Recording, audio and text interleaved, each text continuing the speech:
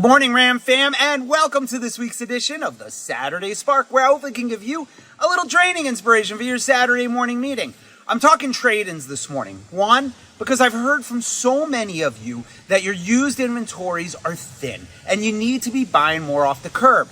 And two, because Susan Gaytan and our partners over at CallDrip have put together an absolutely amazing, groundbreaking study proving that with hard data, what Alan always taught, that the trade hook is everything. Out of over 1,200 conversations from a cross-section of dealers all across this great country, salespeople made appointments 24% of the time when they did not bring up the trade.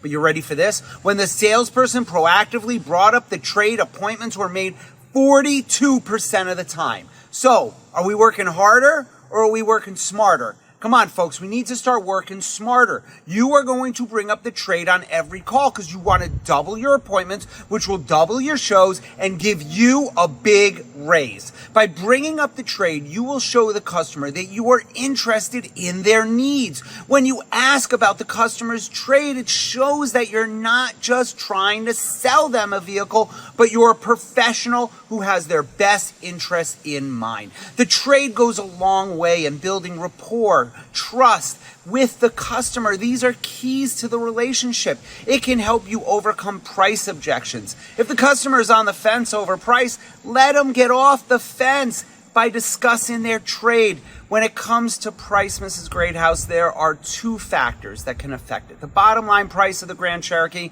and I know my manager will do their best to get you the best price possible. The other factor is your trade-in. And right now our appraiser is paying more, sometimes a lot more for vehicles like yours.